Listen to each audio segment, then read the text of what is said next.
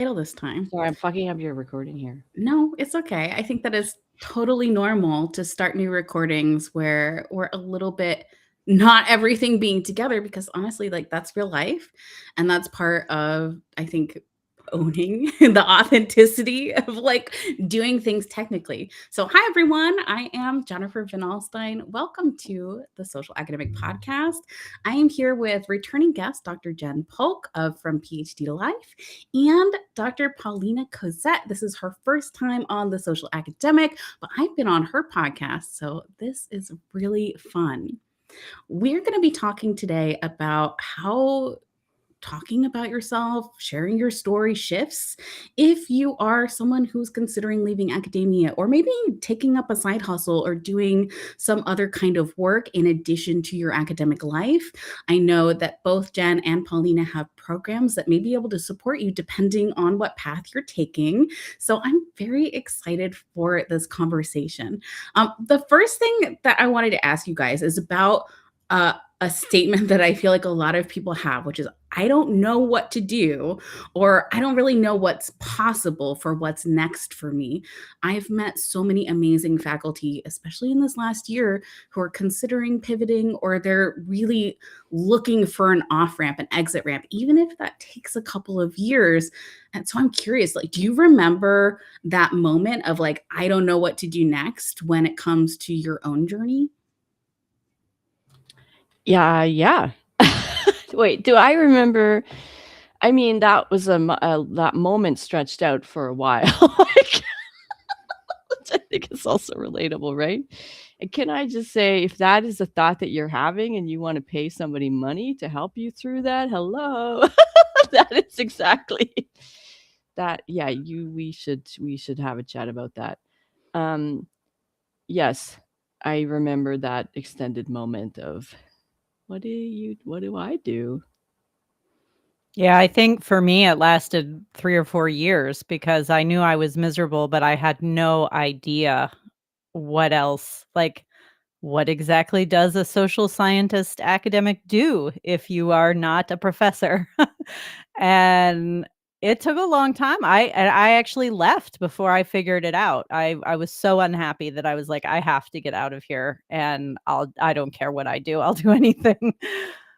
So Yeah, it like took a while. it's interesting because what you know for sure is it ain't this. Yeah. That comes first. I think for everybody. I don't know. Does that work? And I think that makes sense. Like this is no longer working, or maybe this never worked in the first place. Yeah, this ain't it. But there's like a gap between that certainty, that feeling, yeah, I'm sure about that, to this is it. There's like a gap. Yeah. Yeah, and for me, I think I looked around online. I don't know how I didn't find you, Jen. I wish I had found you. Because you would have saved me like years of torture and agony. But I ended up just as I was leaving, I was publishing my co-authored book with Routledge. And before that, I had no idea that academics worked with copy editors. And when we were publishing the book, there was a freelance copy editor who worked with the press who was assigned to us to go through the manuscript before, it went to print or whatever. And I thought, oh, I didn't even realize that's a thing. And then I thought, oh, I'd be great at that. Like, this is perfect for me. So I figured I'll try it until I get a real, quote unquote, real job. And it took off from there. So I kind of fell into it. Okay, let's do introductions because I feel like some people may be coming to this and meeting Jen Polk for the first time. Some people may be meeting you, Paulina, for the first time. Paulina, would you start and just tell us a little bit about your background and also what your business is now? Sure. So I was a U.S. politics professor, which was as horrible as it sounds. I'm sure it's only gotten worse, but it was bad when I was there. And like I just, I told my story of how I left, but I left in 2019. I started copy editing in 2020. And it took a while for me to warm up to the idea of being an entrepreneur or a business owner. Like, that felt weird. And so I thought of myself as a freelancer or an independent contractor, and I would work, in those roles for academic publishers or journals or whatever. Finally, around 2022, I got the courage to start attracting my own private clients. And that's when my business really became what it what it is now. I made a lot more money. I had regular clients coming in. I started learning about marketing. And what I do now as an academic business coach is I have a course and group coaching program where I teach academics how to start their own business, whether that's editing or writing coaching, public speaking coaching, whatever you want to do. I show you how to turn your existing skills into a business. Your turn, Jen. Yeah, no, I just mouthed. You couldn't hear me. I love that. I love that. I love all of that. But the specific bit that I'm reacting to is to turn your existing skills into X, because that's such a great takeaway message for folks listening, watching, is people like me and you are not in the business of saying, okay, here's a whole other degree you need. Here's a whole other like training you need. Here's like a whole bunch of you got enough. What you have, almost certainly is good. we can work with this. We can work with this. Sorry. What's my turn for what? Your turn to introduce yourself and tell people about your like academic background and then what you transitioned into and what you're doing now. Okay. Bear with me. I'm getting over COVID. I tested negative more than a week ago, so like it's gone, but it's not gone. You know what I mean? Okay, Jen. I'm Jen. I started my business back in 2013, and I'm self-employed, to use one of those terms. That's the term I usually, I'm self-employed is what I usually say. And my business is all about helping folks, typically that have PhDs or other longtime academics, figure out their next career path, get their next job. And usually that means I'm working with academics, who like faculty members, postdocs, etc., who have jobs now or recently left positions, but they don't yet know what's next. And it also means working with PhDs who've already gotten jobs outside of academia, but because you have to. I mean, who can just like hang out and be unemployed? That's like not most of us, right? But the jobs they got is, now that time has passed, it turns out, that this is not what I want to continue doing. So they need to do the work that I guide them through, which is, what do I actually want to do? What are my actual skills now, interests, values, blah, blah, blah, blah, blah. Yes. Is that an acceptable introduction? Yes, thumbs up. But I would also like to say that I really like that each of your approaches is a little bit different. You're both entrepreneurs, but your businesses don't all look the same. Like, none of our businesses are exactly the same. I like that we can create our own space. Now, I believe all of us are kind of like full-time entrepreneurs. Is that right? I'm curious because I know you both have clients who are like probably still in academia. Maybe they still are in their full-time position. What do you recommend for people who are in that situation where they're working full time in academia, but they know they want to get out? Let's say they don't know if they want to go into like a career working for an employer or maybe starting their own business. Is there like a first step that you would recommend your clients take in that situation? Yeah, I'm going to jump in here and start because, well, I'm making an assumption that people should start with the stuff I advise. So sometimes people might think like, I need to blow up my life to move forward. And that's not, I mean, I know none of us would say that. So you can maintain what you need to maintain in your life to pay your bills and your sanity and all of that good stuff. But as you're able, carve out some energy, it doesn't have to be a ton, but carve out some energy for yourself to reflect on what's important to you, what you value, what do you want, what do you got, and do that self-reflection. And it's easy to say, but this is the stuff that really leads to breakthroughs for people. This is the gold, metaphorically speaking. And you can do the self-reflection without, I mean, you don't have to quit your job, right? Like, you can do that self-reflection I was talking about this with my clients last week, but it's really to differentiate divorce, like what you do and how other, like as a job, what your job title is and what other people think of you and how they describe you and the words they use, the boxes they put you in metaphorically, to separate that out from who you are and who you want to be. And that is work that you could do, whatever else you're doing, to get paid. And then, of course, that's not the end of the journey, but that's where you begin. Yeah, I think at least certainly this was true for me. I think it's true for a lot of other people too, is that when we're in academia, we feel like the only other option is industry, like whatever that even means.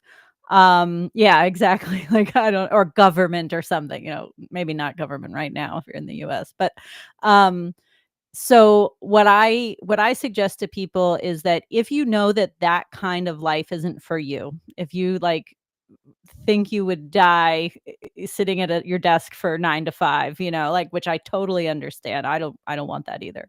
Um, Understand first that that's not the only alternative. There are, and working with someone like Jen is a great way to figure out what else is out there. But if you think that you want to do something like take your experience editing papers or giving feedback to co-authors or grad students or advising people who are finishing their dissertation, or right, all these things that we do as professors and even grad students or postdocs every day, if you think that you want to turn that into a business, try to land some clients when you are still in your academic job. You don't have to have a website yet. You don't have to make this big announcement to your dean or your provost, like, look at me, I'm starting a business. You don't have to do that. You can do it quietly. Of course, I'm not advocating that you violate any of your institution's policies. You should look into what they say about having a side hustle. But also, like, nobody talks about it, but there are so many academics who have side hustles these days, whether it's consulting or coaching or whatever. And so just try, like, talk to somebody like me or Jen or whoever and find out how can I land my first clients, and see if you like it. And then if you do, then just go for it. Cause like, life is short, and why are you going to stay miserable for more years than you've already spent, just like live the life that you want to live. I tend to work with faculty, research groups, graduate students who are planning to stay in academia and on telling their stories. And that's something that changes significantly over time, even if you're staying in. I'm curious about your own journeys, Paulina. I really appreciate what you just said. Like, you don't have to have all of these assets like website and stuff in advance. So my question is, like, what would you recommend for people to get started in terms of telling their story, so that when they reach out to those first few people who might be potential clients, like, they kind of have maybe like a plan in mind? Yeah, the way that I teach it in my program is you have to know who you want to serve. So is it grad students? Is it early career faculty? Whatever. Is it STEM scholars? Is it neurodivergent scholars? It doesn't have to be subfield or career stage or anything like that. Who do you want to serve, and what problems do you want to help them solve? And once you know that, you can start connecting with people in your network, colleagues from, maybe it's people you went to grad school with, maybe it's people from your discipline or a conference or whatever. And just ask them, like, hey, it sounds like you're struggling to turn your dissertation into a book. Maybe I can help with that, and then you figure out what you're going to charge them, because you should never work for free. That's another thing we don't do once we leave academia. We do not work for free. And then do it, right? And that I know it sounds terrifying, but that's really as simple as it has to be. The do not work for free thing makes so much sense to me when it comes to selling services, creating packages that maybe you want to go sell. Jen, I know some of your folks who are looking to move into quote industry or into more traditional forms of employment. Do you ever recommend like internships or non-paid work for them? Good question. And I don't think that has ever come up with like the clients who join my program. So one thing to know is like over the years as I've aged, I've aged over the years. This is just a fact of life. And my clients now are much more likely to be 30s, 40s, 50s, and not grad students. Not that there aren't younger grad students or older grads, you know what I'm saying? They're much more likely to be like people in their 40s like me. And so part of that can mean that folks are really looking for, and therefore they're taking the time to look for like real jobs, quote unquote. So that, I think that's part of the answer, is that I'm, the people who end up working with me, they typically are past the stage in life where that would be appealing to them. And frankly, there just aren't that many internships. But that's not to say that there's plenty of other ways that people can gain experience, because that's also a worry for a lot of people. Like, how do you gain experience? And there's, people that do freelance work, temporary contracts, part-time work. And none of this means that you're like an entrepreneur and you're launching a whole business, right? It's just, am I answering your question?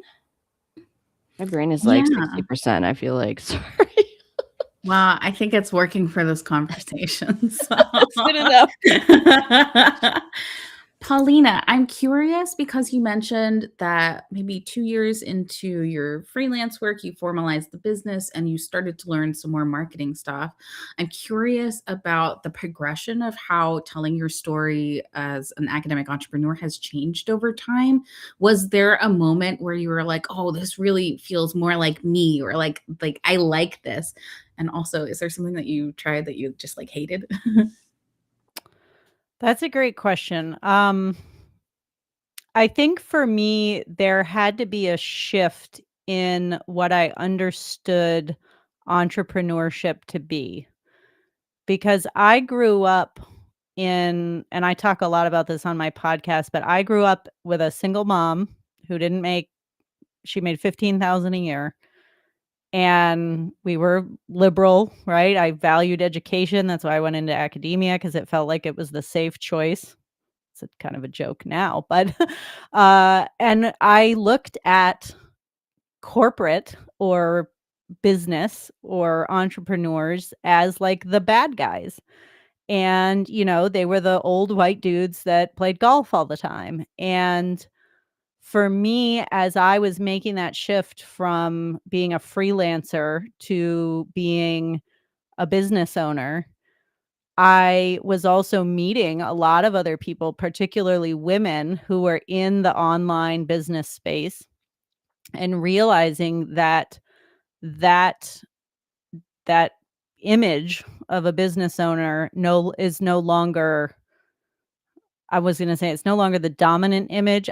Certainly it's still pretty dominant, but I think it is starting to give way, especially in the online space. There are so many women who are kind and who support each other. And look at us. I think I've gotten to know quite a few people who I really have never met in person, but they still think of them as my good friends.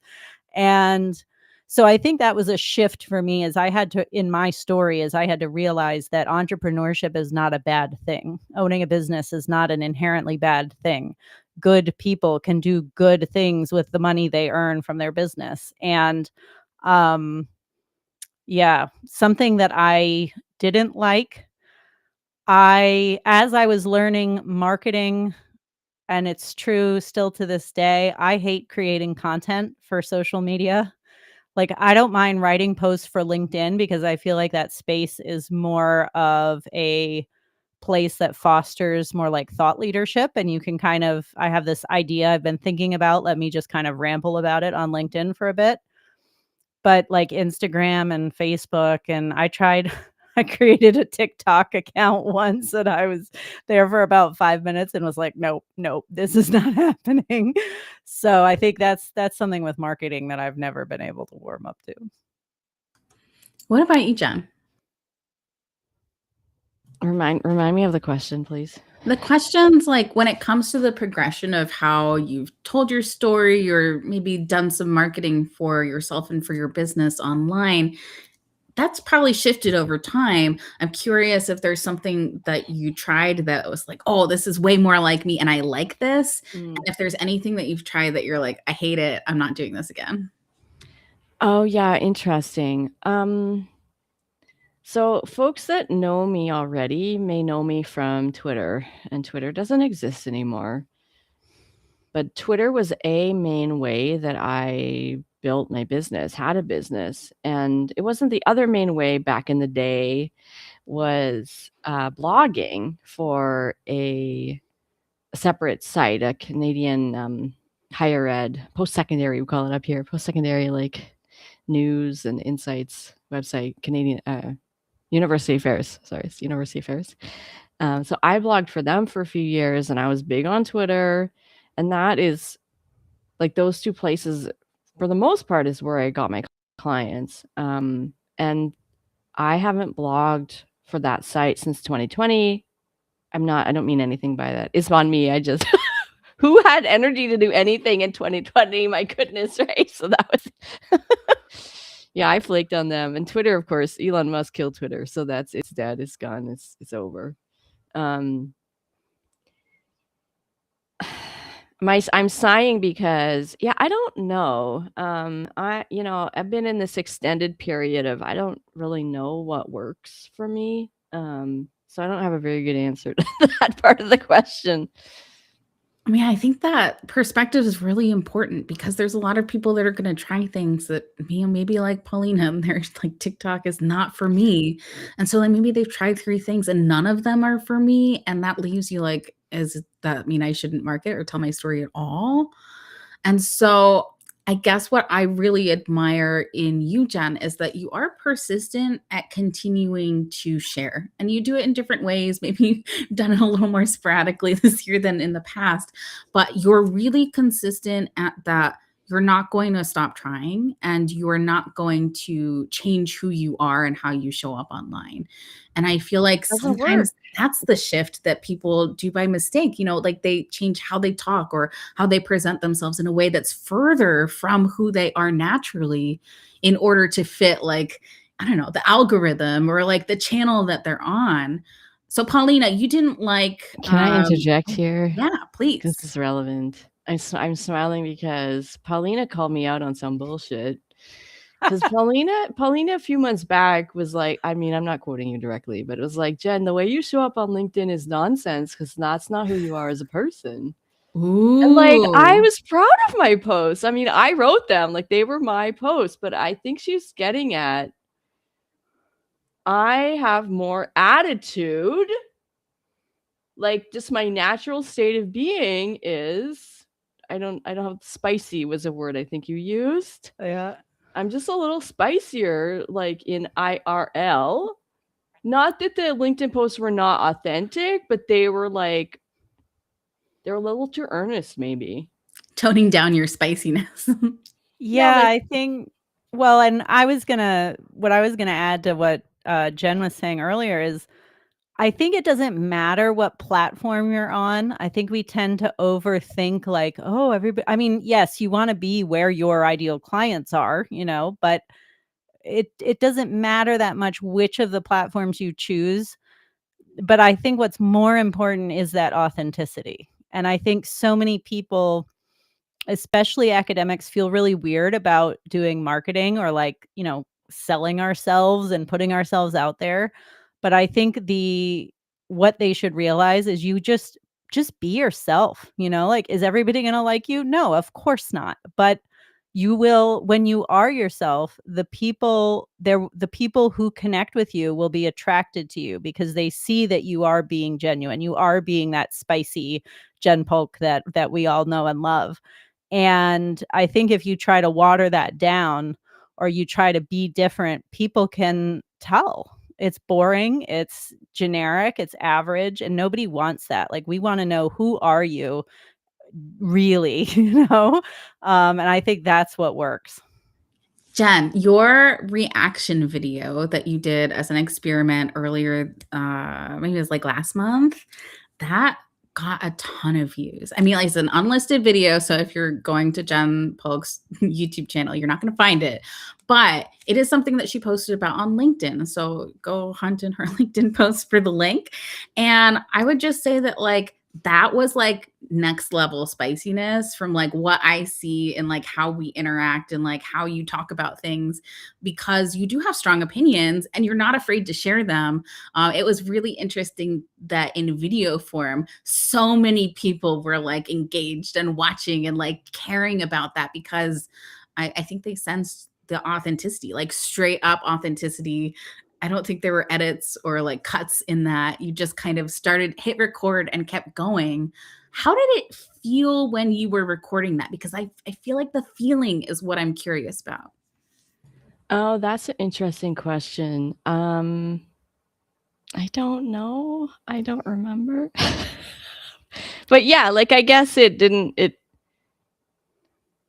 mean, I kept going, and then I looked at the clock and was like, oh, it's 20 minutes. I should shut up. So, like, however words you put to that feeling, right? Like, that's when you're in a state of flow, I guess, is one of it. It felt a little bit anyways, it was an experiment. I think I'm getting coached here. I think you're suggesting like YouTube is that's my next I mean, marketing. I have been on that train for you for more than a year. So, Paulina's like more spicy and Jamie is like more video. Come on. Well, but I think that speaks to, I mean, we can, instead, we won't just pick on you, Jen, even though now that I know there's a train, I'm going to hop on that as well. But I think for anybody out there, if you like to talk, and maybe as professors, we're used to talking, right? We're used to sharing our opinions about all kinds of things. Try it, right? My YouTube channel is exactly this. It is me in a chunky sweater with my headphones and the door in the background. Like, there is no fancy effects or anything like that. It is what it is, and it does just fine. It does what it's supposed to do. It tells people who I am. So, if you're an academic and you like to talk, try a podcast, right? If you like to write, start a blog. There's no right answer about how to do it. Just go out there and try it. And if you enjoy it, then keep going. And I feel like there's so many people who are listening that hear like blog or podcast and they think, oh my gosh, that's like a huge project. It's so big. I'm not even going to touch it. One, you can start with guesting. You can guest blog post for someone. You can appear as a guest on someone's podcast. I mean, I have a podcast, so you can always reach out to me. But I also want you to know that they can be limited run. Like, you don't have to commit to like an ongoing forever podcast. You can say, oh, I'm going to do a 6-episode series or a 12 episode. Like, you can create constraints for yourself that you can always add to or expand over time. So I want to encourage people to not let the I don't know how to do this or this is going to be too much work stop you from dreaming about what that could look like for your life. Paulina, you have a podcast. Like, when you started your podcast, did you have any of those doubts?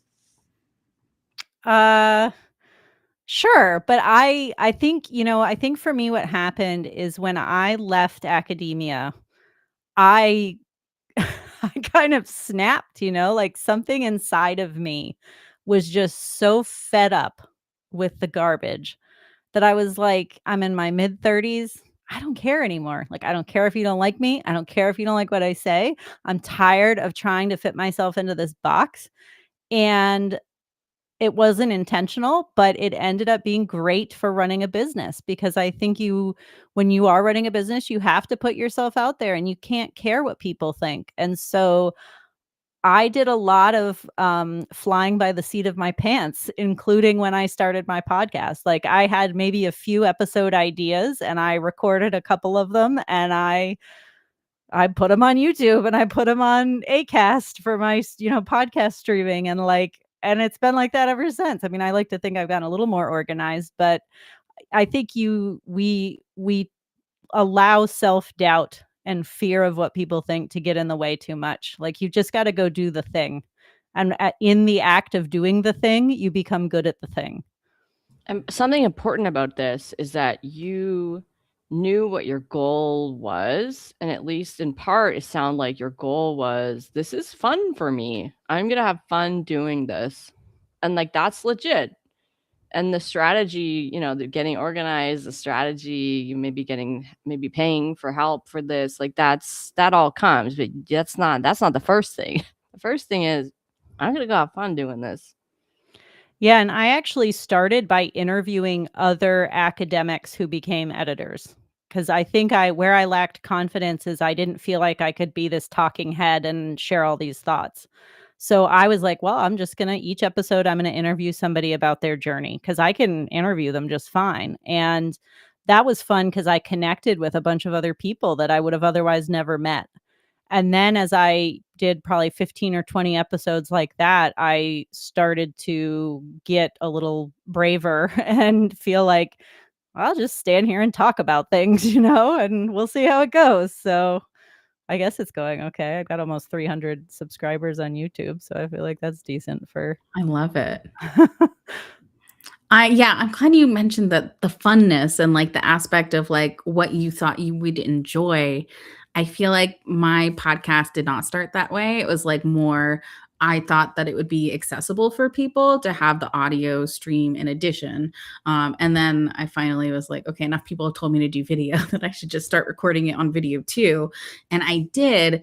But the fun aspect for me totally comes in the blogging. Like blogging, writing things that are intended for the public, really fun. Writing things for my email list, super not fun and something that I avoid. And so like if you get an email from me in the next couple of weeks, it's because I need to send an email to my list because I care about you all, but also it's just like not as engaging and fun for me to write for a limited audience as it is for me to create something for the public. And recognizing those feelings mean I get to put out more fun resources and interviews and blog posts for you all.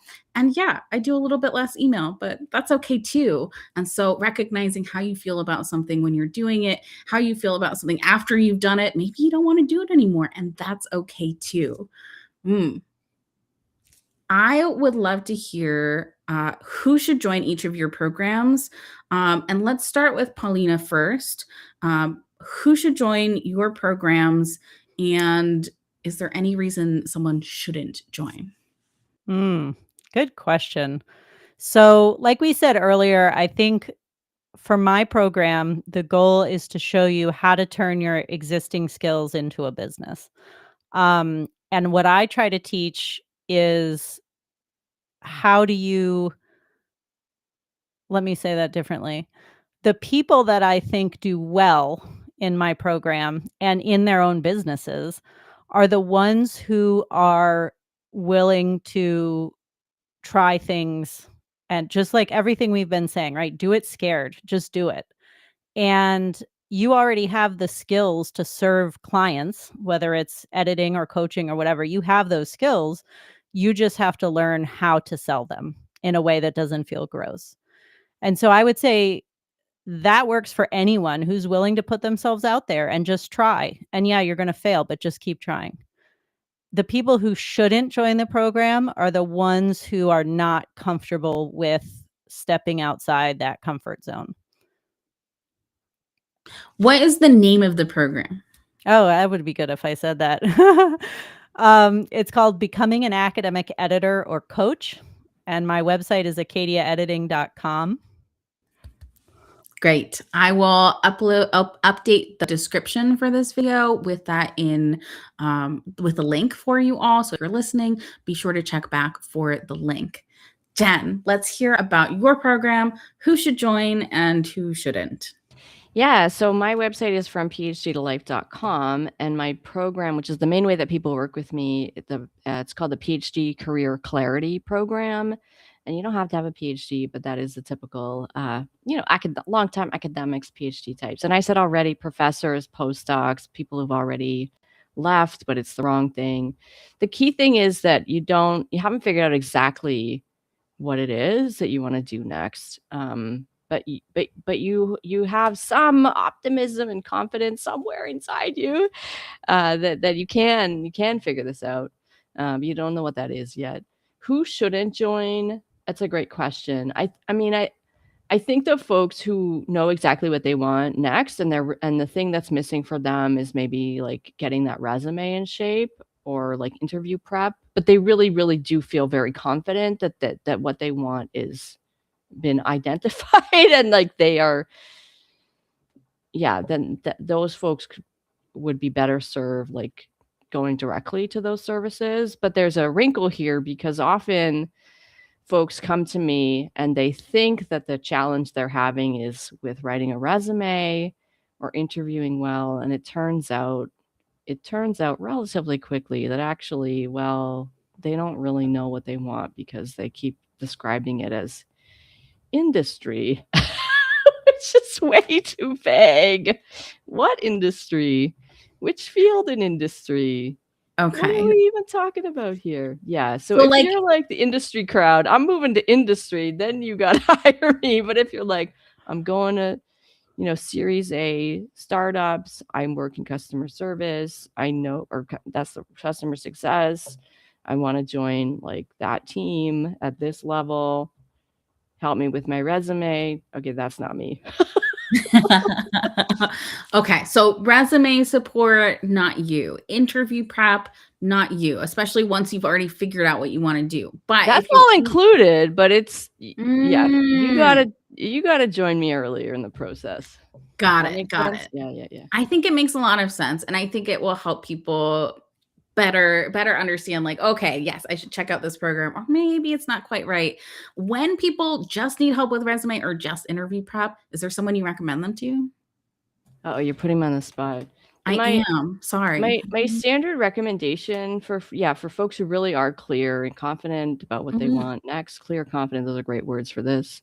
I like Heidi Justo, Heidi Scott Nice. Justo. She's based in Durham area. What's that, North Carolina? Mhm. Raleigh, Durham area. She does awesome work. Love it. Yeah, she does awesome work on that stuff. And Paulina, I kind I of would, have go I ahead. think I want to give a shout out to Tori Waber, who's, if you want to go into industry, you're ready to, figure out which jobs to apply to. She's great to work with for that.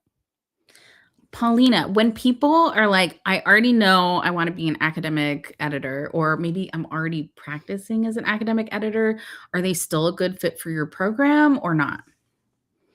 Yeah, absolutely. So I think we have had several people join the program who have done what we talked about earlier, dipping their toes in the water, trying to do some editing for grad students. Maybe they were hired by an academic press as a freelancer, and they know they want to take the next step and grow the business, but they really don't know how to do that.